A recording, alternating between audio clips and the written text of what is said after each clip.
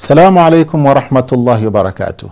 Kama wewe ni kijana leo, una neema kubwa, lakini swali ni unaitumiaje? Ightanim shababak qabla haramik. Tumia ujana wako kabla hujazeeka. Jiulize, leo nitakuwa mtu bora vipi kuliko jana? Aliyefanana siku zake mbili amepata hasara.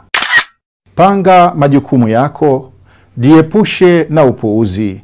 Allah anasema, walladhina hum anil laghwi mu'ridun, na wale wanaojiepusha na mambo ya upuuzi.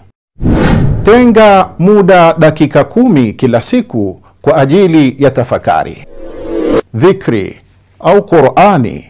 Tenda mema hata madogo kila siku. Ujana ni mtihani, si tu nguvu.